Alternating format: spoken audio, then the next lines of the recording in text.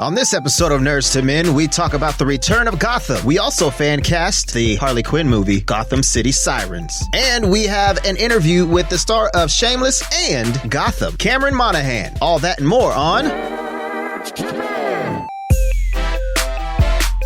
Welcome to another episode of Nerds to Men. I'm Brad Reed. I'm joined by Gog right here in the middle. If you're watching on the video, if you're just listening on the radio, you're like, what? What's the middle? But I'm on the left. Gog's in the middle. Cameo over here on the right. Yes, the right-hand man. How you guys doing this week? Doing pretty good. How about you? Man, I've been doing all right. I've been having allergy problems. Oh, that sucks. Yeah. Every time the weather flip-flops, I don't know, the trees go crazy. They start trying to kill me. Yeah, they start waving around like wacky waving inflatable arm filling tube men. Yeah, so, you know. Is it happening right now? Maybe. I mean, it's crazy. Like, how we go from butt cold weather to almost springtime. Yeah, in Oklahoma, for the people who don't live in Oklahoma, lucky you, because we live here, it's icing one day, it's snowing the next, and then it's 70 degrees.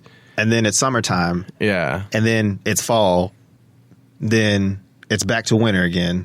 All in like a week. Yeah, yes, exactly. So... You know, for those of us who were, you know, my peoples aren't from here. We're from the swamps of Louisiana, so. Well, half of my people aren't from here either. Yeah, so. Yeah. So I don't adapt to the climate well. Gog, he's like, no, the weather here has an identity crisis. It's insane. I mean, I don't mind having the occasional 70-degree weather in the middle of winter, but if it was consistently 70, I'd take it. Yeah, I would love 70-degree weather. I don't know what to wear when you wake up in the morning. Exactly. Because it changes. It's like really cold in the morning, and then you're like, why did I put this Cosby sweater on? Flip-flops. He does have the Cosby sweater on. It's a Cosby sweater. Exactly. Some chocolate pudding. I want Gog, if you can kind of like look at Gog here on the camera, and you go ahead and plug your upcoming movie, Split. Oh, yeah. Yeah. I've grown my hair on the top of my head, and I've also grown my facial hair back out. Yeah. But yeah, it was kind of a commitment to have to be completely shaven up like that for an extended period of time. Yeah. I had a prosthetic beard and a wig that I wore when we weren't filming, just so I wouldn't look unusual. But yeah, I mean, it was an interesting experience playing 23 different characters. Yeah. I spent about 7 years working on the back history of each character individually. Wow, that's amazing. Yeah, so it's been a really long process working with M. Night. You know, we got pretty tight over the course of... Tight with M. Night, I like that. Tight with M. Night. You should have done like a podcast, video cast called... Tight with M. Night. Yeah, well, I mean, it's going to come out after. We're waiting for after the movie. It's the first Blu-ray. episode is going to be a special feature on the Blu-ray. I see. Okay. I see. So yeah, it should be cool. Yeah. Go see it. Yeah. Yeah, that movie does look pretty good. Great. Yeah. What is the name of the guy that's in the movie? Because I always just say that's Gog. James McAvoy. James McAvoy, right. Mm-hmm. Professor X. Yeah, exactly. Yep. But y'all look so much alike, it's freaky sometimes. I know. And now that he's playing this character that's kind of like, it's kind of like some of those videos that you do where you play these weird characters. Yeah. But you do it, you know, pretty hilariously. Yeah, I'm not sure this one's going to be as comedic. This one doesn't look No. super It doesn't look, funny, no. more disturbing, probably. But he does have that kind of just, I don't know, look in his eye. Y'all share the same bedroom eyes, I think. Yeah, absolutely. That's why I'm so popular with the ladies. Yes, totally I popular. have 23 different sets of bed. What is it? What did you say? Bedroom eyes. Bedroom eyes. Bedroom eyes. You know what's weird? Is that an old person term, Brad? It kind of is, though, because when I was young, I was in high school. I went over to my friend's house because we were going to start like a Boys to Men kind of band. Oh, yeah. snap. So we were in the bedroom, like doing our harmonies and stuff, Giving each other bedroom eyes. Yeah, no. Well, yeah, but no. So I like met his mom, right? And she's like, gave her the bedroom eyes. She says to me, she goes, "Ooh, you have those bedroom eyes," and I was like, okay, well, whatever that means. And like, I go home and I think I asked my mom, I was like, what does bedroom eyes mean? And she's like, who said that to you? And I was like, well, my friend's mom. She's like, you probably don't need to go over there anymore. No, Mom, I do. Yeah, what are you talking totally. Need to make sure my friend ain't over there either. Right? Be your stepdaddy. That never happened, but yeah. So I that was the introduction of bedroom eyes for me, and now I repeat it like an old man. Yeah, old man Brad. Speaking of old man Brad, I saw a trailer today. It just came out today. Today's Thursday. What is today? The 19th or 19th, something? Yep. Came out this morning. Yeah, it was the Red Band, and it's not safe for work because there's a couple of F-bombs in it. Yeah. But it's the Red Band Old Man Logan, well, just Logan trailer. And oh my gosh, this one, if you didn't already, because before I was like, okay, this looks good. But like with X-23 having a lot more to do in this trailer, a little more look at X-23, and she's a badass. Yeah, she is. That was all like, wow, I can't wait. Much more action-packed, for sure. If you look at it, I thought there was an interesting thing I noticed. He has the X-Men comic books. Yeah. Mm-hmm. And so those exist in their world. Yeah. But you know what that's telling us? It's saying that's why you didn't get the Wolverine and the Wolverine costume. Because that's the comic book version. Right. This is the real life. Specified that it's like 40% of it or something like that. He said it could be based on reality. Yeah, exactly. So I thought that was an interesting take on the on that trailer. It was a good trailer, though. Wow. It was beautifully done. Yeah. And I was kind of heartbroken to see and to hear Professor X curse. I know. Like, what? I know. That's what I'm saying. That my childhood was crushed. But it sets a tone that I'm excited about for this movie. I don't know if this is what the case, but this is kind of what I thought I saw was the part where the guard goes in to get the girl when you hear kind of a scuffle. When she comes back out, is she holding his head? I didn't see that. I thought that she throws it on the ground. Yeah, I don't know. I'm not sure. I don't know. It was just for a split second, but I should have paused. It could have been. It could have been. That would be pretty cool. That thing was nuts. Yeah. The fight. And then when her claws come out, and it's they were two. They were bone. Oh, they were bone. Yeah. Yeah. At least, I mean, I watched it from my phone, so it looked like bone. I believe you. It was cool, though. I really thought that was neat. Well, because I think also going, like when the first trailer happened, you see him fighting somebody, and they also have two claws. Right. But they weren't bone, they were metal. So I'm wondering if somewhere in the movie, she gets the adamantium. Mm-hmm. Uh-huh. I mean, I really want to see this movie. It comes out March 3rd, I believe. Mm-hmm. Yes, March 3rd. So I was already excited to see it, but now I've got like a huge, big chubby about it. Yeah, I definitely am more excited now. Whoa. Is it for Logan or X-23? Neither. Like, no. It's for Charles Xavier. Yes. Something about Baldwin and 08. Yeah, dropping that F-bomb. I was like, ooh, daddy. Ooh, daddy.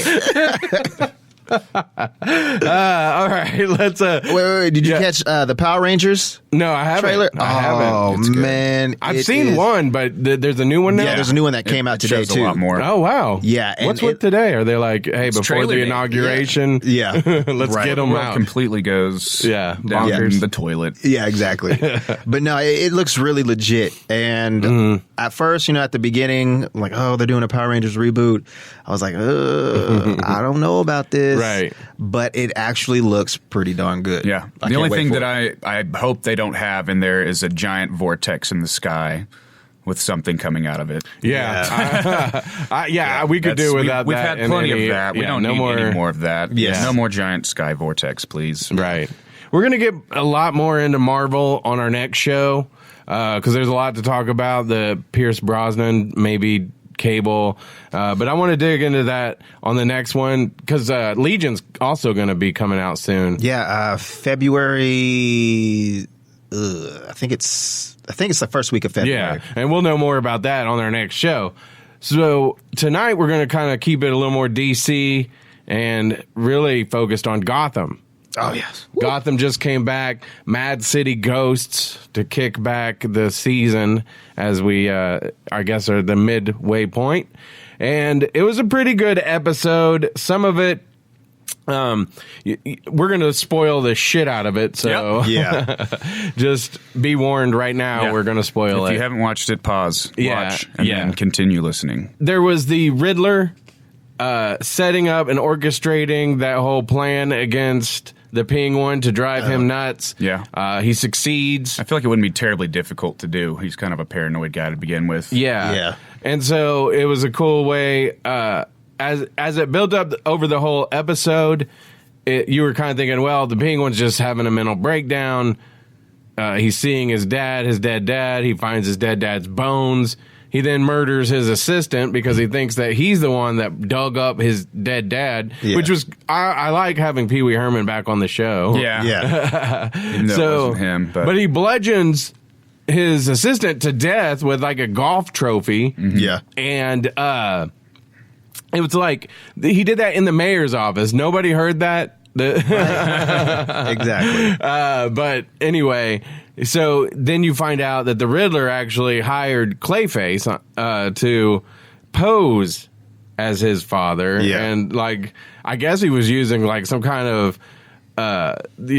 lights and smoke and mirrors, just to make him think that he was in some kind of weird dream state. Ghost. Yeah. So it wasn't really a ghost like the title of the show insinuated, but it was the Riddler taking his slow jabs at the Penguin. Mm-hmm. And I think the title was also kind of commenting on Jerome. Yes. Whether or not he's dead or coming back to life or... It was, and once we saw the Jerome story, because that's what I was very, very excited about. And, even when they went to the meeting, the Jerome meeting of his followers. Yeah.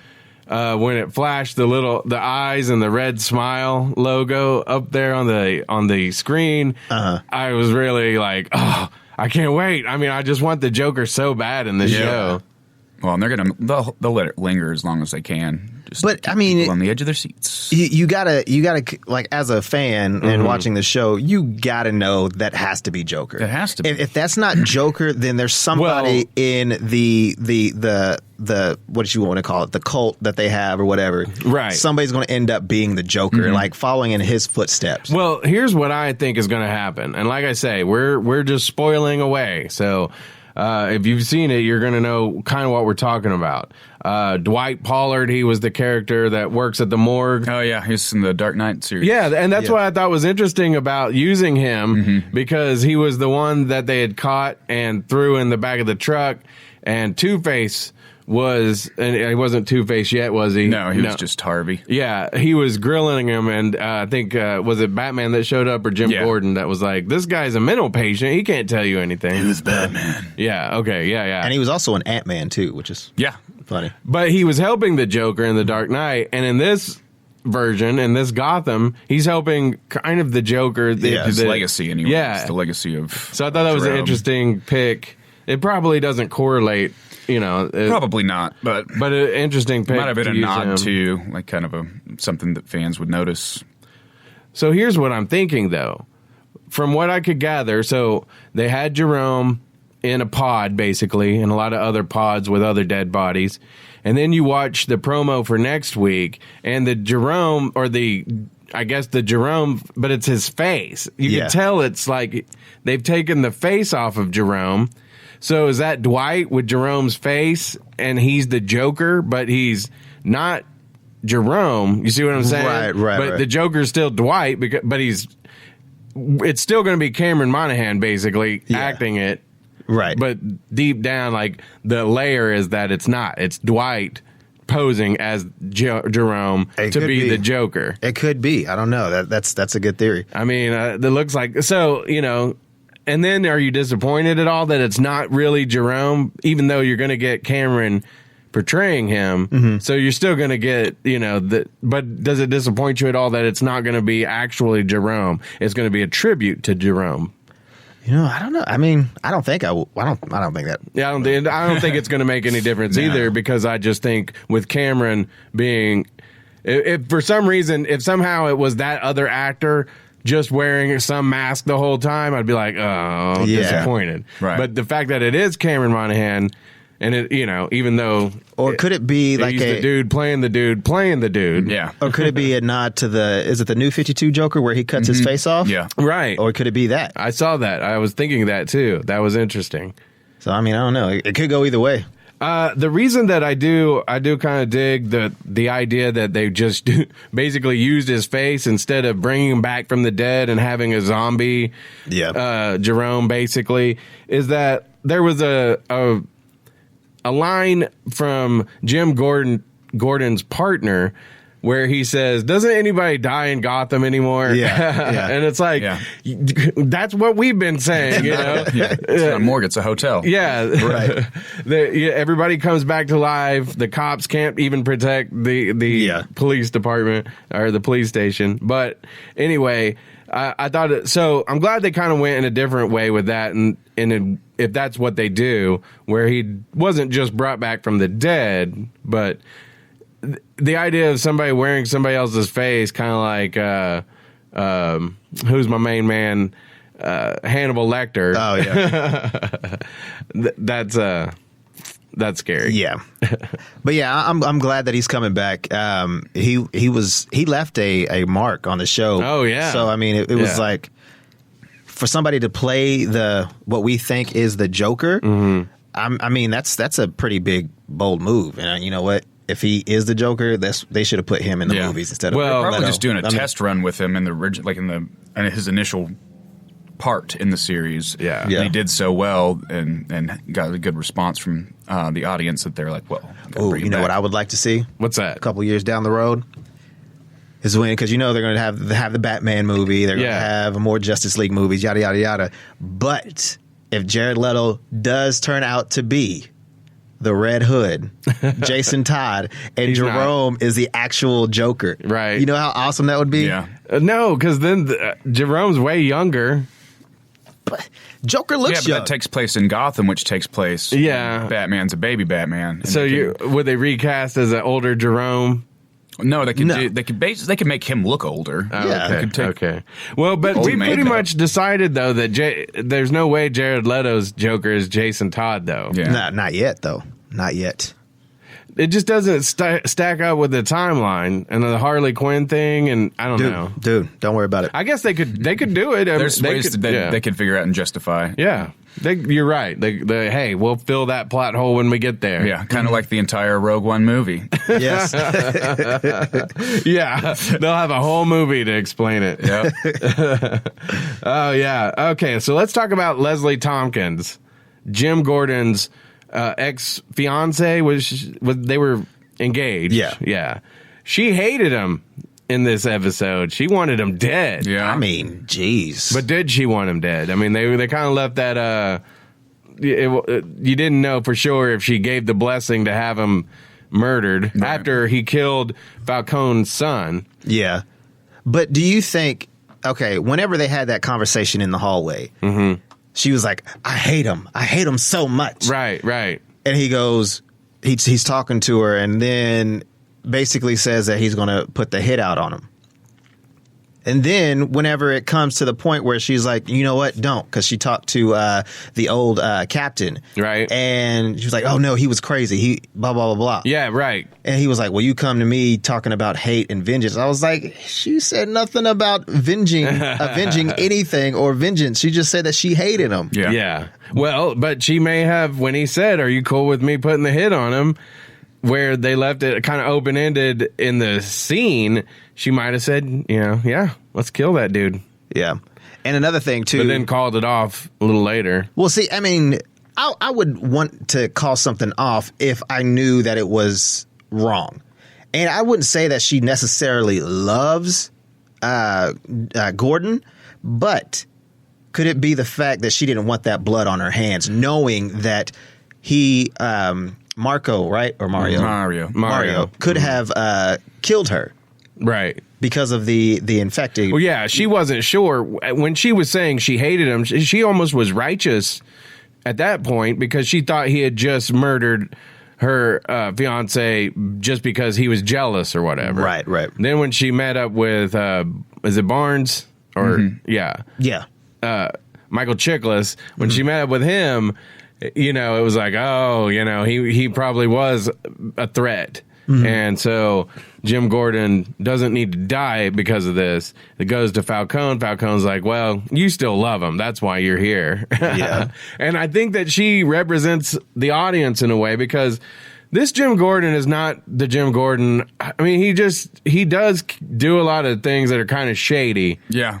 That I never would think Jim Gordon would be. He's not known as the real shady guy. He's usually the guy Batman can trust. Yeah. And so my gathering with all that is that he has to go through all of this to become that person later, to really solidify his morals. Right. Yeah, He's I could see just that. Kind of young and I could see that. angry. But as an audience, I don't know if you guys feel the same way as me. But it's like, I don't like Jim Gordon sometimes. No. And sometimes I don't think I would say I hate him, but sometimes I just don't like him. And I feel like she is the representation of us. Like there are things that she doesn't like about him. But then at the end of the day, he's Jim Gordon and we all kind of, we fall right back in love with him. Yeah. This phase of Jim Gordon, it's almost where he's on the borderline of potentially becoming a vigilante himself, or doing what he has to uphold the law. It's kind of on the fence right now. Yeah, you're right about that. That's an interesting take on that because he could easily have been Batman. Yeah, but he ended up staying on the other side of the law. But that's why Batman can eventually, even though we've established why he trusts him so much now is because he helped with the investigation of his parents being murdered. But just looking back at the story of Batman before, we always knew he trusted him because he was a good cop amongst a lot of bad cops. Did you notice they dropped Joe Cool in there? Yeah. Whenever it was, Selena's mom got confronted, and I forget the line specifically. She said something about, you don't want to mess with Cool or blah, blah, blah. Yeah. Oh, I didn't catch Joe that. Cool. Speaking of Selena's mom, Alfred's got the hots. I like it when they throw in because Alfred, remember, he kind of had a scene where he was flirting with Leslie a little bit. He didn't really know at that time that Jim was dating her. I don't think. Oh yeah, that was whenever Gallivant killed Jerome. Right. Yeah. Right at that party. Yeah. So then they give Alfred another little bit, of some flirty scenes in this one. But they should let him seal the deal. I think so too. Yeah, he deserves it. He does. I mean, he might after that dude's asking for $100,000 or whatever he's asking for, because he's like, I'm like, hey, I'm giving this money. Yeah, you gotta do something funny. Know what I'm saying? Oh, know what I'm saying? That's creepy, Alfred. That's creepy. I had a good laugh out of when Selena steals his wallet when they're sitting around dinner. He calls her a cheeky monkey. Yeah. One of the scenes that I thought was pretty cool was when Victor Zsasz comes to tell Jim Gordon that if he gets the go-ahead, he's going to kill him. And what was funny about it was he's like, it's not really a question of if, it's when, and when I do, you'll not even know I'm coming. I'll just slip in and you'll be dead. Yeah. Well, that's not what happened. Not at all. What happens is he shows up with a couple of punk rock chicks with machine guns. Yeah. And they just start emptying magazines everywhere. Yeah. And then even at the end, when they wrap up the Victor Zsasz and Falcone, or is it Falcone? Falcone, people say it different all the time. I'm going to say Falcone, though. But when Falcone shows up and was like, hey, stop shooting your gun. I'm calling off the hit. He had already just emptied his magazine and then looked surprised that he had emptied it. And I'm like, what are you doing? You're just spraying and praying. Yeah. I thought you were supposed to be this badass hitman. And he's like, okay, bye. Yeah, later. Okay, bye. He's awesome, and I like him. I do like him. He was really good in this episode. He was. Especially. He provided a little, some comedic. What was that? That was my dryer. Oh. I was like, I thought everybody's phones were off and stuff. Yeah. Wrong. No, you are wrong. He was not funny, but no, he was he was funny. And I saw a picture of the guy who plays him because I was like, I wonder if he's missing his hair and all that. He's got like a lot of hair. It's funny. You would never recognize him. Oh, really? Yeah. That's cool. That's cool. Something I noticed at the beginning of this episode, and they do this a lot in movies and TV shows and things of that nature, is where the guy will go show up to the funeral and just stand off in the distance. Yeah. Yeah, like nobody notices. Does that? Yeah. Really, though? Like, come on. And I'm surprised. Not a lot of funeral crashers out there. Yeah. And I'm surprised as being a gangster, you would, not do anything. Right. Well, yeah. I mean, and then that's on the flip side of that, one of the things I noticed was when Zaz got the hit called off and all that, he just walks out. The two cops, the two detectives that have badges and can arrest people don't do anything. They don't arrest the guy who ordered and then called off the hit. Oh, like, thank you so much for calling off the hit. Good, you're a good guy. That's true. You deserve to be out in the public, not calling hits on other people. Right. And I do got to say this too, because whenever, what's his name, Falcone and Leslie were talking, he was like, sometimes I even felt like Gordon was more of a son than my actual son was. Mm-hmm. I'm just like, then why are you going to go kill him? Like punish him, like you ain't got to kill him. Right, yeah. Well, blood for blood. Blood for blood. Get out of here with that. I thought that the episode maybe was a little slow at getting to the really good stuff, but then once it got to the really good parts, they were really good. Great observation there. Thank you. But it was a slow build, but it gave us a lot of information at the very end, it seemed like. Yeah. I didn't think it was a slow build. I think they did a pretty good job about, letting Penguin and letting us think that Penguin wasn't going crazy. He was actually like seeing his father's ghost. Right. And then coming to the end, it's like, oh, okay. That's and it wasn't like one of those things where it's a twist that you're like, they just, they did that just to, I don't know, it's too easy or something. Yeah, because they had me. It seemed like, I didn't see it coming. Because at first I thought, I didn't either. I thought he was just kind of losing it. That's what I thought too. Exactly what I thought. Going bananas. Yeah, I would have liked to have sseen him go crazy on the show. Actually, like. Because they alluded to that he lost it on national TV or whatever the show was on. But I like how when he said to hell with the people, and everybody was like, oh dear, oh my god, like really, like anybody? It's just the mayor. Like who cares? Yeah, he's not my mayor, right? Now, if it was Trump that said that, if it was the president that said that, it'd be like, oh snap, yeah. But it's the mayor. Like, come on. There was the fight sequence that starts happening right inside of the theater where they're rallying and they're like, GCPD, everybody get out of here. And then everybody like scatters and they fight like two guys. I was just thinking that it would have been cool to see a more extended fight sequence during that. Oh, yeah. Something that's kind of in the vein of like how Daredevil does their fight sequences. Right. Where it's just, but then right after that, I got into the part where Zaz shows up with the punk rock chicks, and that was was a cool fight sequence. Yeah, too. you don't see. There's some fight sequences in Gotham, but they're not. They usually don't spend a lot of time on them. I'm sure that which would be cool if they from did. a filming standpoint. Yeah, because with shows like Gotham, they have to do like 22 episodes per season. Yeah, and the Netflix series are usually shorter than that, so they can put a little more time into it.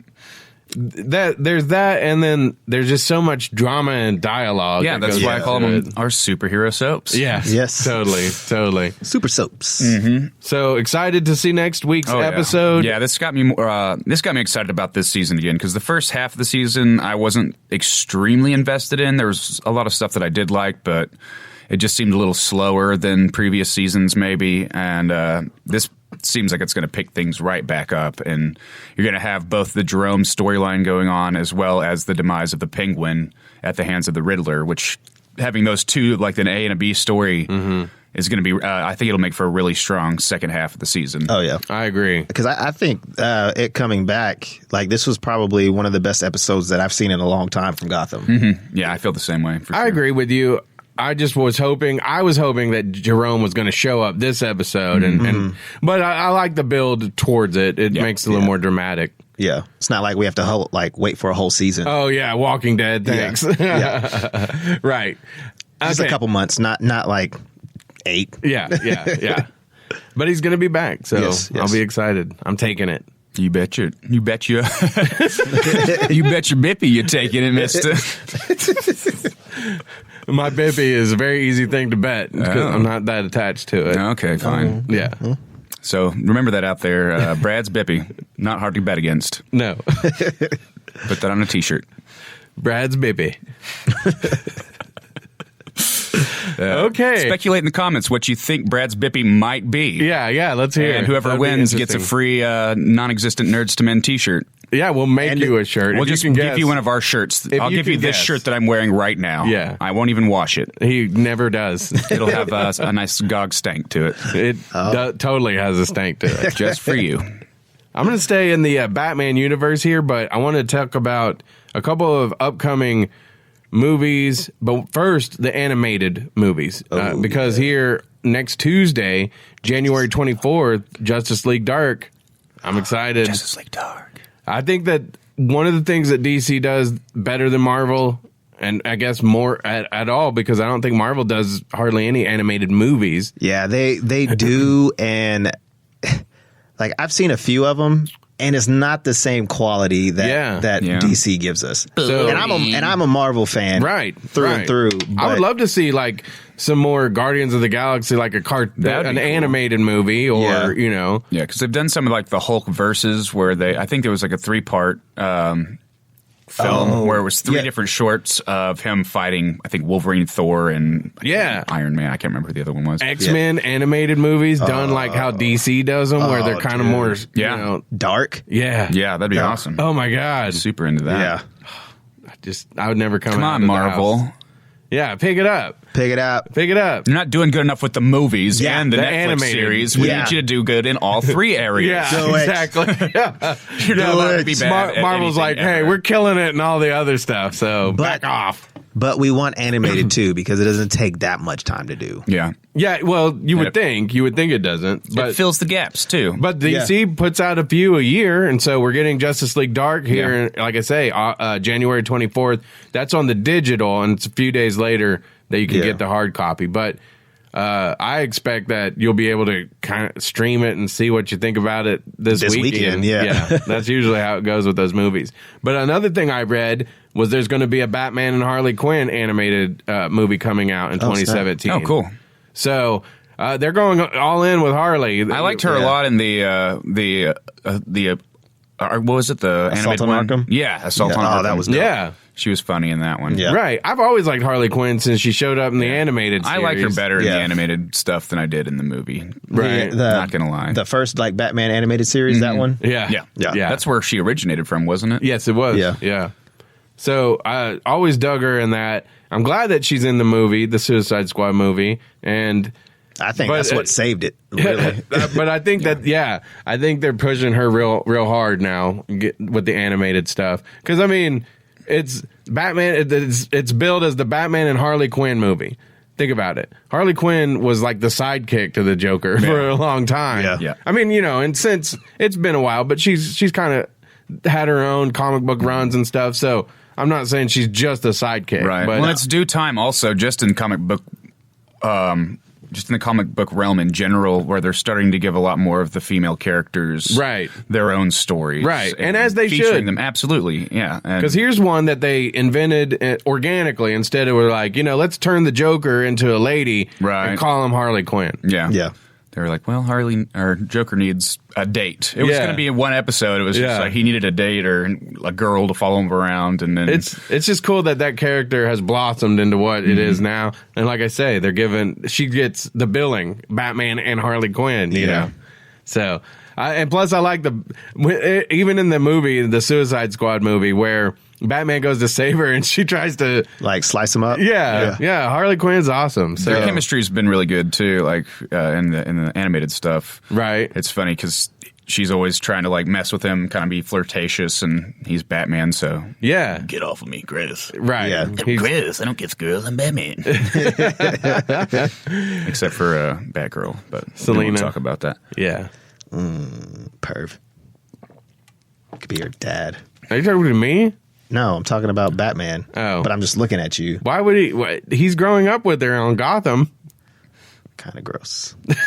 Kind of gross. You're stupid. We're talking about with the Batgirl from the Killing Joke animated film. Oh, I thought you said Catgirl. I thought you were talking about Selena. No.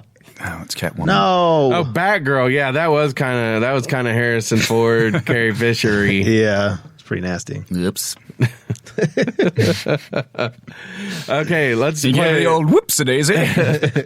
Let's play a little game called If I Were in Charge. You know what's funny? Before we start this, when I was in 3rd, 4th grade, there was like a poem writing contest, and it was If I Were in Charge, and I had to write a poem about what I would do if I was in charge. In charge of what? Like just in charge of the world. Oh.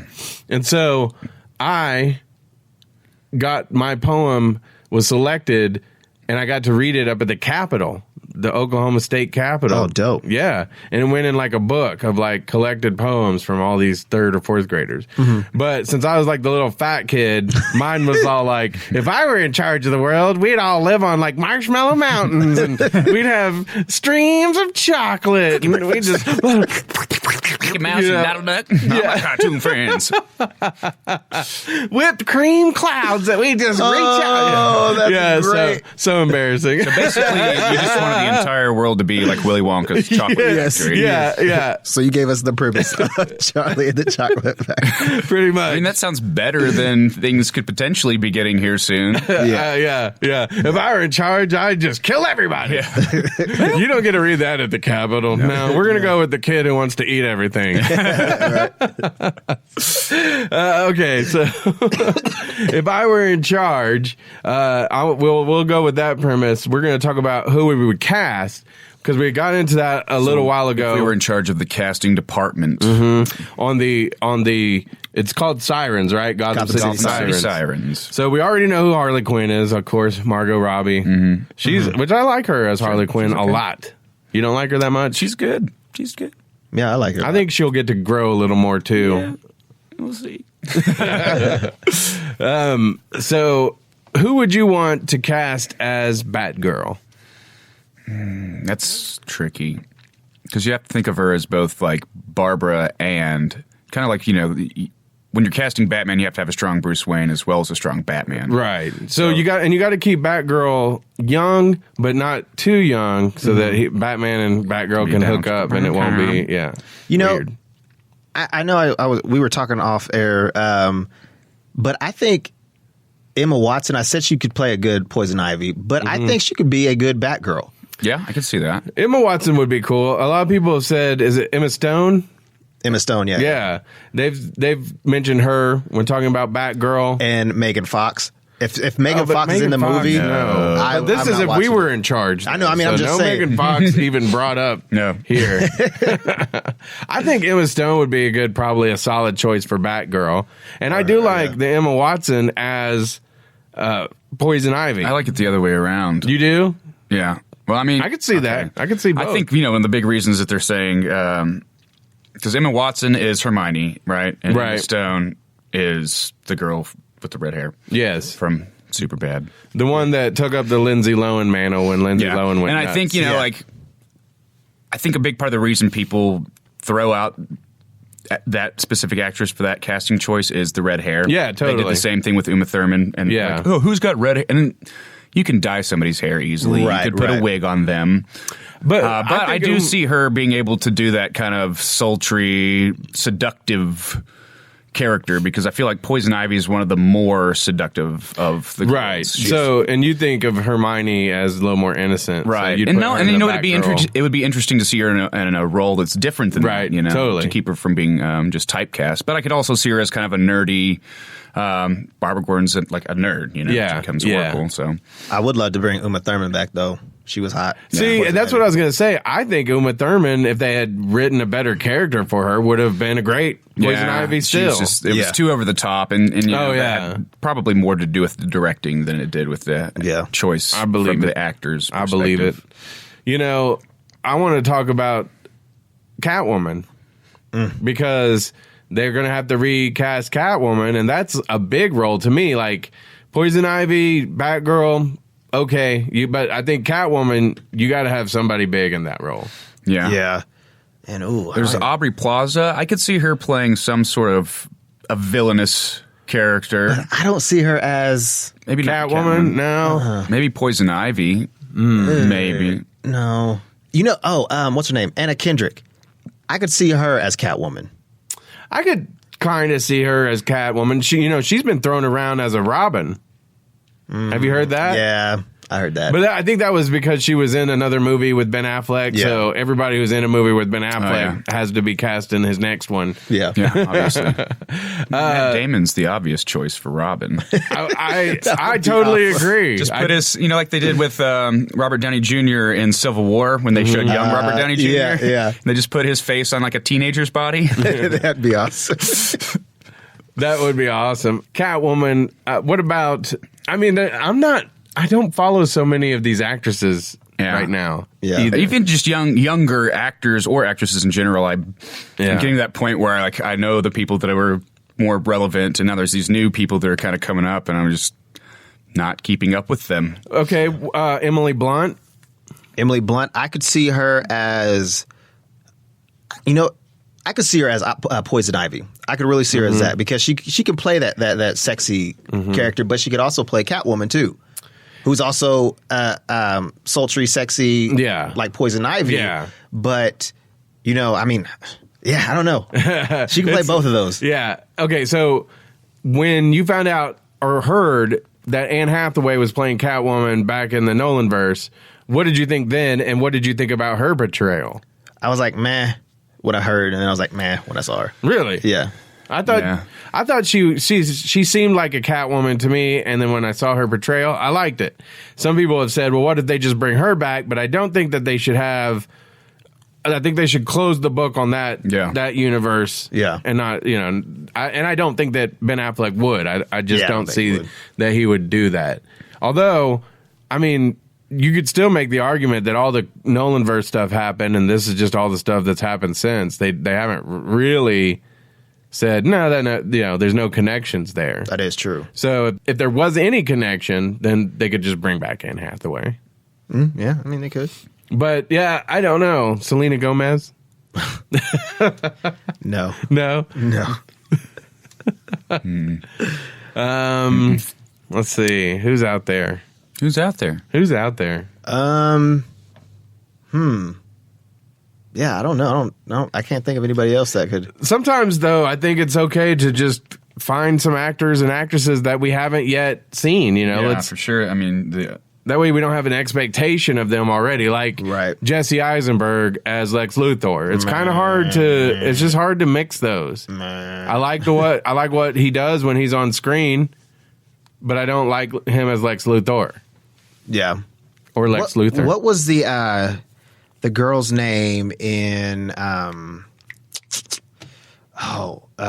You See Me Too? She was also in what is that? Was she in The Wedding Crashers back in the day? Is she redheaded? No. Oh, okay. No. This is somebody totally different. And Now You See Me Too. She was the girl. She was the girl. The girl magician. I don't know. I can't remember her name. Was she a magician? Yeah, she was. Was she a girl? Yes, she was a girl. And Now You See Me Too? Female? Yeah. Oh well. A lady? Yeah, but I think she could be good as what is her name? Catwoman. Dakota Fanning? Christina Ricci? I used to have a big crush on Christina Ricci back in the day. Yeah. Yeah, dude. Right? Who didn't? Wednesday. More like hump day. Stupid. You're a perv. She's like my age or something. You're still a perv, though. Shut up. I can't believe you would say something like that. Lizzie Kaplan. She was in, the Avengers, the first one. She was in that like short that they did. It was like number 27 or whatever it was called. She's been in a lot. Almost every picture she's in is like a side of her face and a dude. She was in Cloverfield. Oh, okay, yeah. Yeah. Lizzie Kaplan, yes, okay. Oh, I think she was on New Girl, is what I was thinking of. She was on, she was one Zooey of Nick's. Deschanel could be someone. Nah, She's too No. fun, bubbly. Ooh, Yeah. I'm a helpless girl. Please, somebody help me. Or the chick from The Hunger Games, Jennifer Lawrence. Yeah, she'd have to I think she could be switch sides. What about the girl that does Jessica Jones's Catwoman? I was going to say, I would rather her switch sides. Kristen Ritter. Yeah. Yeah. She would be the She would perfect be a good Catwoman. Yeah, she Yeah. would be a really good Catwoman. Yeah, she would. Leather. Nailed it. So that's my pick for Catwoman. That'd be my pick Yeah, for Catwoman. okay. I'll Just, go with that. you know what? Forget the Defenders. Forget all that. You are going to never regret being Catwoman. But it is DC, though. Shut up. All right, I think that's And David Ayer's on board as the director. David Ayers. David Ayers. Maybe he'll get a really bad stomach virus and won't be able to do it. I tell you what. WB Warner Brothers. Sorry, I'm gonna have to call in for this whole movie. Been on the toilet for about 5 days now. Yeah, it's looking like it's going to be a whole year. Yeah. Please, that's what we need to do. A year-long Nerds- stomach virus. We're going to poison David Ayer just to the point that he has a year-long Yeah. stomach virus. We The don't want nerds to kill the men. guy. The nerds of men are going to get jobs as his food service prep. Yes, Yes. craft And services. We're going to put the Visine in his food every Yeah. day. Oh. So, Okay. So we have to he's be got craft the service poo. for their pre-production You better get that toilet paper, Mr. Ayers. Yeah. Air. Air, Put your hands whatever. in the air. But I don't care. Oh, okay, that was lame. Yeah, totally. I'm glad you got it on video, though. Yeah, I don't care, Mr. Ayer. We have a special treat that we mentioned earlier, but you talked to Cameron Monaghan. Yes, I did. Shameless, Gotham. Yes, he plays Ian Gallagher on Shameless. Mm-hmm. Yeah. And that's so awesome that you were able to get him on the show. I know that you got to ask him about whether or not he's going to be Joker, which we'll hear about that. So Yeah. He's that's going to pretty. say, I can't tell you. But if you listen to the interview, Cameo kind of walks around it. Like that's an important part of being on the air is somebody, if they don't give you what the answer you want the first time. You try to trick him into giving you the answer. Exactly. Yes. You got to Yes. walk around it a little bit. You Yeah. got to restructure the question. You should have been like, oh my, how did you get to be so very spooky? Yes. That's the question I wanted to ask him, but One day we're going to have to get a phone system installed here. And then we could all join hello. in. Yeah. But this is one of our hosts, Gog. How are you doing today? So before we get to that interview, I do want to say you should check out our website. It's called nerds2men.com, nerds2men.com. We usually have our YouTube video up of the show. We'll have, now we got some video to go along with the audio. Yeah. So we'll have that. There's pictures of, back when we did Nerd Bingo, and we're going to, in 2017, you'll catch us out and about doing a lot of stuff. Yeah. What's up, y'all? We'll have a lot of videos up. So Yeah, check it all out. We'll try to get, us at the comic book store being stupid, Right. Sorry about Right. Some goofs. Some goofing around. Yeah. Better have that vacuum out Yep. because we're going to make a mess. If you want to find out where we're going to be, when we're going to be out, follow us at our Twitter account, at Nerds2Men. That's with the number 2. and the then- letter Z. Yeah. Nerds. Yeah, that's right. Yeah. Z on that. Yeah. That was my Boys to Men aspirations coming out. I'll sing you a song. He still has the bedroom eyes. I do. I still have those. Comment on our stuff, guys. Let us know if you're listening to it on Spreaker, if you're listening to it on iTunes. Yeah, we'd love to know that. Give us a little critique. Yeah, tell us the topics you want us to discuss. Yeah, we'll hit it. Yeah. We'll hit it. Yeah. Yeah. All night From long. front, from behind. All night. But that's Every Lionel which way Richie, possible. not Boys to Men, though. That's Lionel Richie. Well, I know who it was. Okay. But all right, let's wrap it up. Yep. You guys have a great week. You too, sir. We'll be back here in a couple of weeks. We assure you. Yeah. Yes. Until then, here's our interview that Cameo did with Cameron Monaghan. Let's welcome Cameron Monaghan from Gotham and Shameless to Nerds to Men. Hey, Cameron, how you doing? Hey, I'm doing very well, Cameron. Thank you. Hey, you got a good name, by the way. Hey, you do as well. Thanks, brother. Before I ask you anything, I got to say, can I get an O'Doyle rules? O'Doyle rules. Yes. I love it. I love it. Okay, now I got to ask you, Shameless. Okay. It's in its 7th season, correct? Yeah, we're actually going to go and do our 8th soon. Dope. Okay, I didn't hear that news yet. I'm still way behind because I didn't have Showtime, and now that I saw it on Netflix, I am starting it. So yeah, I'm far behind though. Well, I hope you like it. You got a little bit to watch, but you can binge through that pretty quickly, I'm sure. Yeah, we've been doing it a long time. It's a pretty cool opportunity to be able to stick with a show for this long. Yeah, and how is that when you're doing a show like this and it's going on 8 seasons? How is it working that long with these group of people? It's something really special. You know, I was 15 years old when I shot the pilot, and somehow not only did we like each other from the very start and kind of instantly gain this rapport and be able to hang out and speak with each other and have fun, but after 8 years of being in close proximity, we still don't hate each other, and no one's killed each other yet. So I think that's pretty exciting. That is pretty awesome because I got a family at home, and it takes a lot to not want to put them in a chokehold. Yeah, you know, we're a bit of a real family, but besides a couple petty squabbles, you know, when we want to push each other's buttons, yeah, we really like each other a lot. It's rare and it's awesome. That is awesome. Tell people about your character Ian Gallagher that don't watch Shameless. Ian Gallagher is the middle child of the Gallagher family who live in Southside Chicago. They're in poverty. The mom is not around most of the time, and the dad, played by William H. Macy, is a unrepentant alcoholic, scam artist who doesn't care about the kids at all. So the kids are raising themselves, and Ian is gay. In the beginning of the story, he wants to be in the military.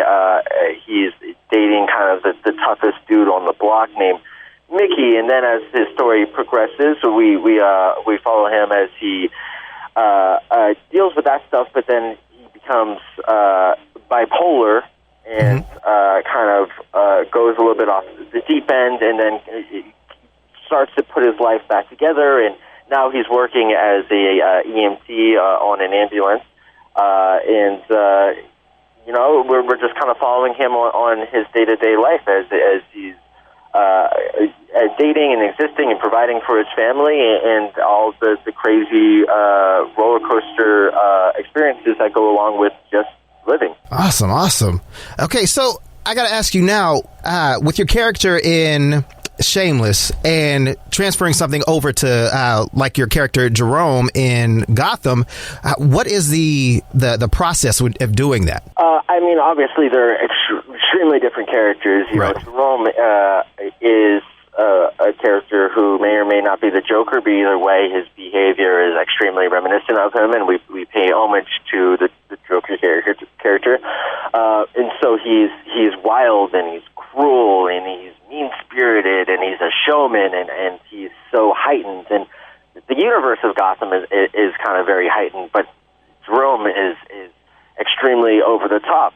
So just by the very nature of it, I have to approach him differently. You know, Shameless is a very stripped-down show, and the character is very conversational, and the way it's played is naturalistic. And my goal with Ian is to kind of make him feel like a guy that you might bump into on the street, and just a normal person that you have a conversation with, as opposed to Jerome, who, if you bumped into him on the street, I want you to be terrified by him. I want him to be a guy that you would never want to be locked in the same room as him.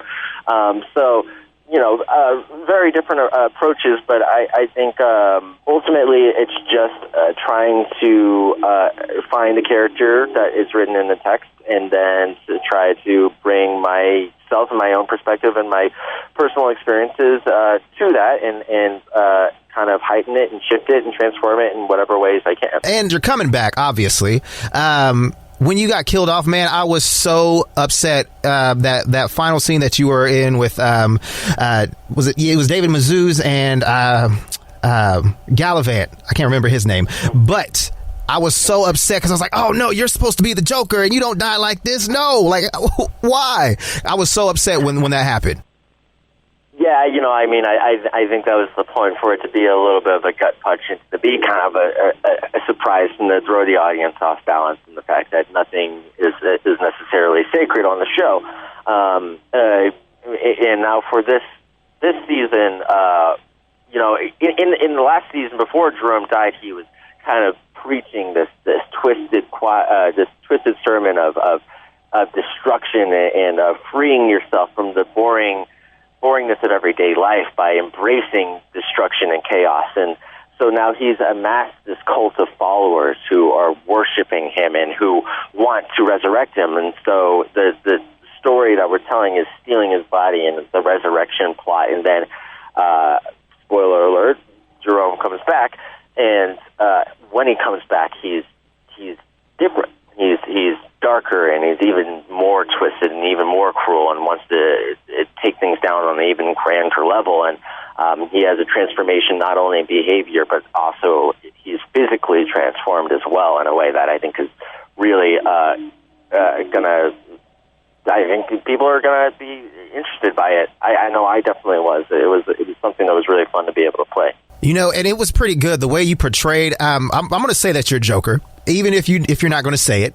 I'm going to say that you're Joker. Right. You said it. But I got to ask, were you a fan of the Joker character growing up, or did you just finally, started doing your research on Joker before coming to Gotham?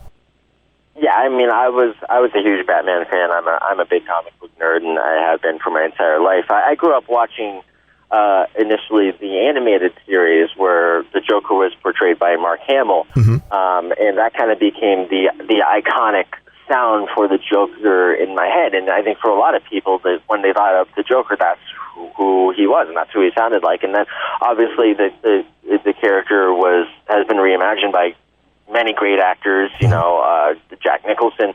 Joker became iconic for a second, then Heath Ledger, and every adaptation I've been a massive fan of, and so the chance that I had an opportunity to touch the mythos in any way was extremely, extremely exciting for me. Awesome. And is that how you developed your laugh for Jerome, was through Mark Hamill? Well, I think that what was influential about Mark Hamill is I had watched an interview that he did where he talked about how the diversity of the laugh. It's not just one specific canned laugh that he does over and over and he repeats ad nauseum. Instead, the laugh shifts depending on the situation. He can derive joy out of some plan that he's creating, and then it might be like a building laugh, or he could be at the peak of his glee and it be an excited manic laugh. It changes depending on the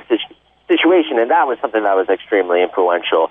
That being said, the laugh I could only find for myself. There was no way I was going to be able to accurately imitate someone else, so I just locked myself away in a room and laughed like a crazy person for 3 weeks straight until I found something that I thought worked. And now you'll see that the laugh has once again kind of shifted. There's a reason for the physical transformation to then shift the voice and the body language, and so there's a new kind of twist on the laugh and the voice that I think people are going to really enjoy. Oh, sweet.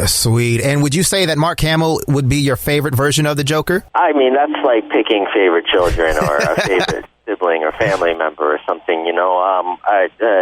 Heath Ledger's interpretation was something that was massively influential for me, and it kind of reshifted the landscape of what could be accomplished with a comic book performance. And so obviously you have to pay respect to that, as well as the Jack Nicholson Joker, who I really, really, really love and admire as well. So I don't know. I don't know if I can pick a favorite. Okay. I'll take that answer. I'll take that. And as an actor, I know you do movies as well. If you could portray another actor, who would you want to do? If I could portray another actor? Or? Yeah, like in a biographical movie. Oh, okay, interesting. Man, I don't know. That's so hard, because the people who I would be fascinated by at the same time, I don't know if I would want to touch their story, because I really admire them. Like, I'm trying to think who, I don't know, like Philip Seymour Hoffman or something like that. But at the Oh, that'd be great. I either never would want to touch. But I don't know. Who knows? As long as the material was good, and as long as I felt like I could confidently accomplish it, then who knows? Maybe we'll have to see what jumps out to me in the future. Okay, well, awesome, man. Are you going to be doing any Comic Cons coming up this year? I have no idea. I usually go to the San Diego Comic Con, even if it's not to promote something, although I've done that a few times. I go for myself. I usually go in costume, wearing a mask, and no one knows I'm even there. So awesome. Well, Jerome, I really appreciate Wow. Cameron, I really appreciate you coming in and talking to me. I really appreciate that. I know you're a busy man. But before I let you go, do you have social media that you want to tell people to follow you on? Yeah, I'm at Cameron Monaghan, Monaghan, and I'm on Twitter and Instagram and JDate, Christian Mingle as well. So add me on any of those. All right, awesome. Well, thank you again for coming on with me, and can't wait to see you return on Gotham. And have a good one, brother. I appreciate it. All right, take care. You too. Next time, Gadget. Next time.